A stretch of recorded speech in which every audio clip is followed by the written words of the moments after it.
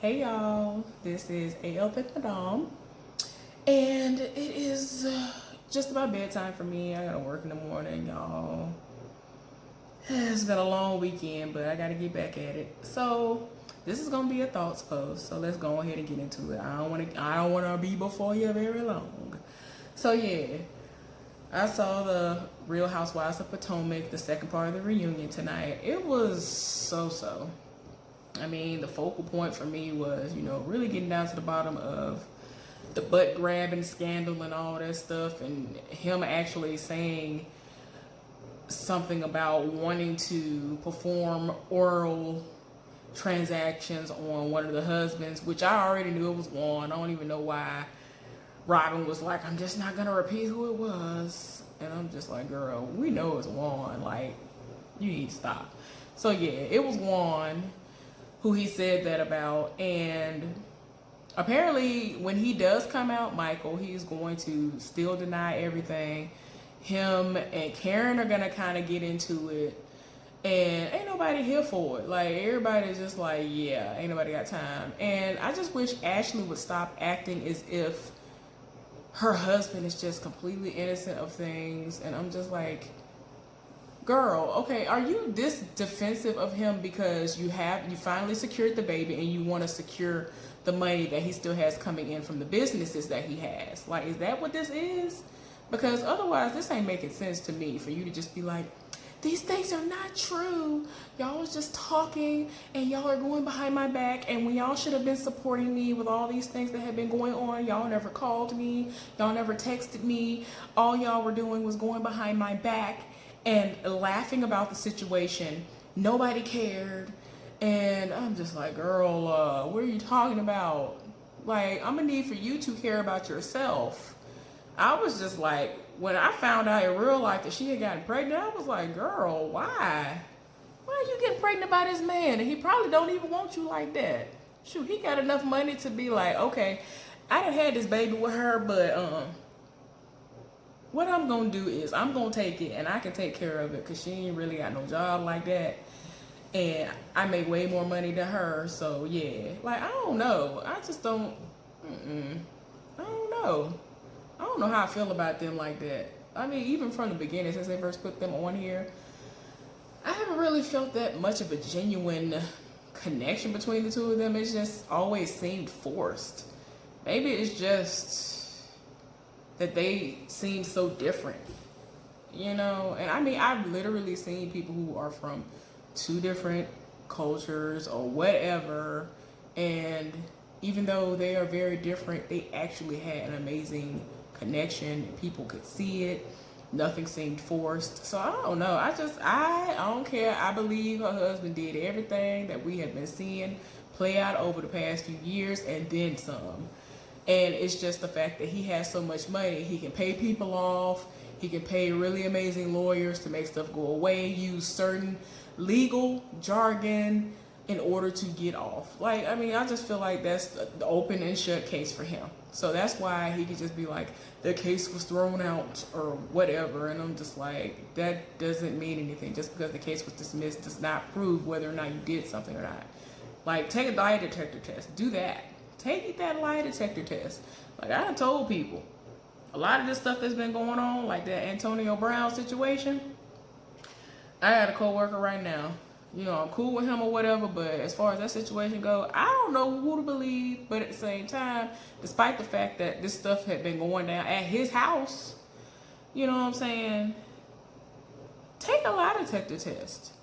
Because if I didn't do nothing and you trying to come up off of me and this is all some kind of a stunt, a ploy or whatever, because maybe this is some kind of a trickerization going on, because it was all some type of strategy to get him to go to this team, and then, this is all convenient timing that all this stuff is going on. Like, I don't know how to feel about that, but y'all, that's neither here nor there. I just can't with that situation, because it really would not surprise me if all this stuff really did happen, despite the fact that it happened at his house.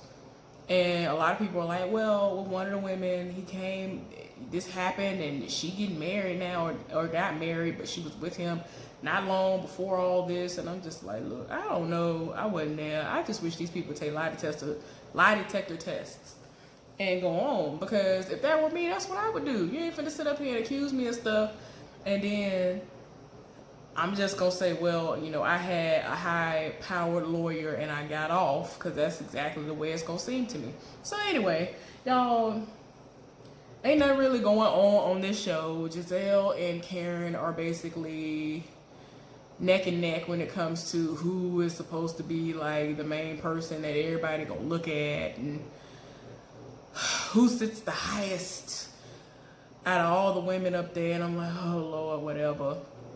And wasn't nothing really going on with Monique like that. And Robin ain't got nothing going on, talking about she can, you know, kind of see possibly being engaged, getting engaged, him asking her to marry her like within a year and a half or something like that. Girl, I'm tired. You should be tired too. Like, and Candace ain't really got nothing going on either. She's just gonna continue to live high off the hog, but then try to make it seem like she's just so independent when she's not. And I'm just like, girl, your mama finna buy you a $2 million house, but you over here trying to prove to us that you and your husband are paying the mortgage on the current house, that you and your mama's names are on the deed for. Like, stop. I cannot. Anyway, enough of that, because it was pretty much boring. So anyway, moving right along to Married to Medicine. This episode was alright. Quad, they kind of showed the end of what happened last time, and Quad halfway went to chase after Simone, but then when she got to the door, she turned around and was like, well, just let her drive off, let her leave, whatever. I was here for her booty. I was here for her wig that she had on. That was a better wig. That's the best wig I've seen her in this whole season. So I was here for that. Y'all, I'm a booty person. I love a nice booty. I like a nice bra, because I know some people with some do your breast hang low, like, and they got some amazing bras, and it's like, wait a minute, where you get this bra from? Like, I really would ask somebody with a heartbeat, be like, oh girl, you look cute, where you get that bra from? Like, what's the name of that? What's the exact website? Like, all of that. So I live for a good bra, a nice booty, stuff like that. No, I'm not gay, no, I'm not lesbian, I ain't never been none of that or whatever. So, but yeah, her and Toya, booty, nice. I think she's natural. I've heard things in the past about Quad not so much being natural in that area. I'm not sure about that, but those are things that I've heard. But I think Toya is. I don't care either way, because I like both of them. I do. I've always liked Quad, but there have been some things about her that I'm like, girl, but I still like her. I'm glad that she's done with Dr. G. That situation looked suspect and crazy, and there's just so many things that has run through everybody's mind about their relationship anyway. Dr. Jackie and Dr. Simone had to run interference and create a situation where they both individually brought Dr. Heavenly and Mariah to a restaurant, and they were trying to get them to talk to one another. So, I mean, literally all four of them had issues, and so in order for them to break the ice, Dr. Jackie was talking to Mariah and was like, you know, I don't know if something's going on. And so she was like, I heard some things.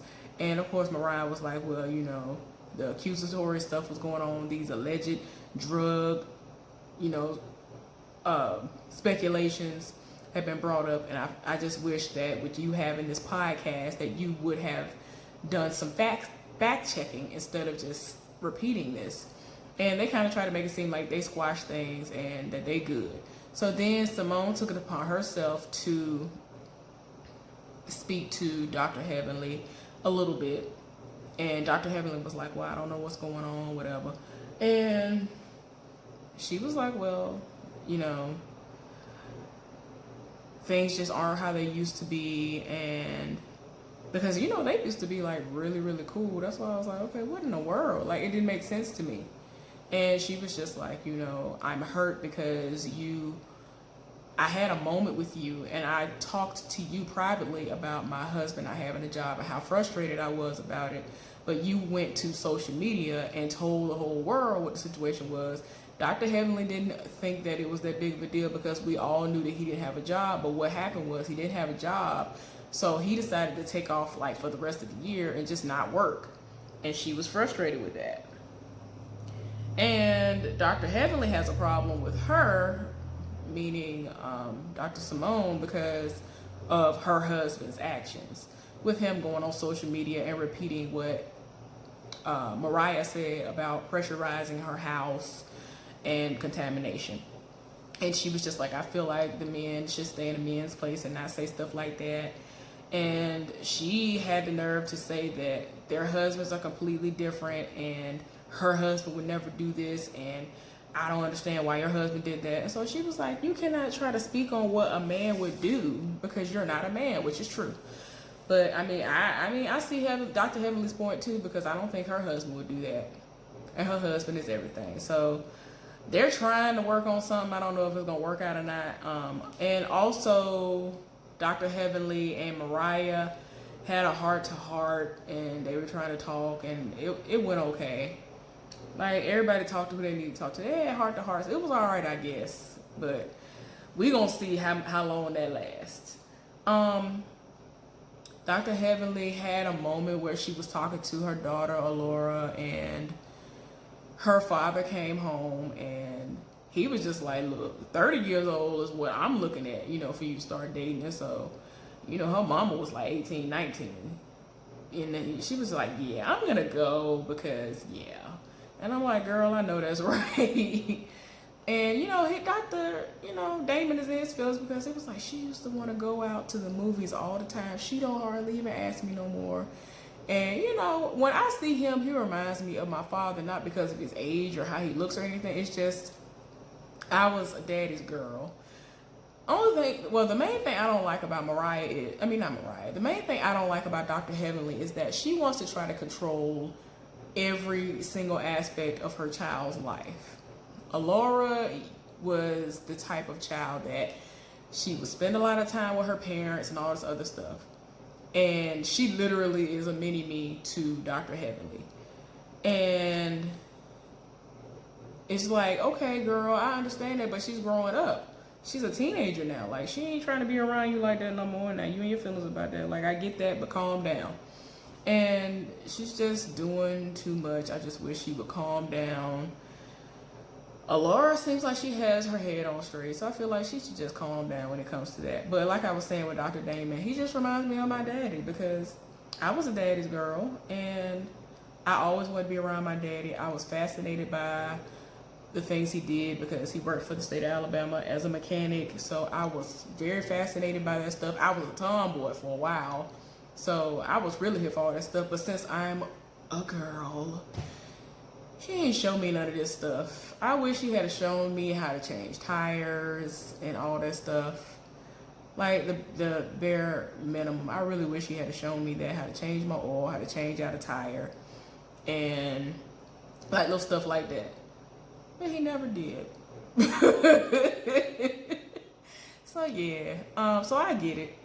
And I had moments that I really cherished that I spent with my daddy because my daddy worked a lot too. So when we had moments to spend together, we did. Whether it was just walking around our actual house because we had acres and all that stuff, or just at the kitchen table eating dinner together, watching certain TV shows together, stuff like that. It was very amazing. I like stuff like that. Oh Lord. Simone's sons are at the house still, and Simone was tired in her spirit, so she ended up having a meeting, and she was like, look, I got some rules to discuss, and she pulled out all these rules about how she feel like they need to take the trash out, and she shouldn't have to walk the dog. The last time she walked the dog, some of his number 2 got on her hand, and it's just a lot. And she was just like, you need to put your clothes up, and it don't make no sense that the oldest child's clothes are being washed by his father. And I'm just like, oh Lord, y'all doing too much. So then the sons kind of sabotage her, and they end up saying, yeah, that's all cute or whatever, but here we go with our list. And so she felt kind of set up, and they were telling her that she needs to mind her tone because she seems to be super loud, and that just seems to be her personality anyway. And even when the situation doesn't call for it, she starts to basically yell about stuff, and not to just talk about the room being dirty all the time and just let them live. Oh Lord. But yeah, Dr. Jackie went and visited Quad at her house. The food that she put together, y'all, I love a good cook. I love a good baker. And Quad, you see, that's another layer of Quad that I love, when she pulls that layer back, because that's me. I cook well and I can bake well. So I was looking at that Mexican street corn, elote or whatever it was. I was like, okay, girl, like I see it all the time. I've seen people make it. I have seen recipes for it, but I'm scared to actually bite into one myself because I don't like mayonnaise. Just like, ooh, Lord, no. But yeah, it looked really good. What she did to it made it look really delicious. So I don't know. But yeah, she had her moments, and she was saying that she met up with Simone. It didn't go right. It went all the way left, and she is willing to accept her as a whole. And I'm like, okay, we'll see. Is that all I want to discuss? I think that's all I want to discuss, y'all, because I'm about to get ready to go to bed. I hope. Anyway, thank y'all for tuning in. Thank you for subscribing to my channel. Like this, please. And thank you. Y'all have a good night. I'll see y'all later on.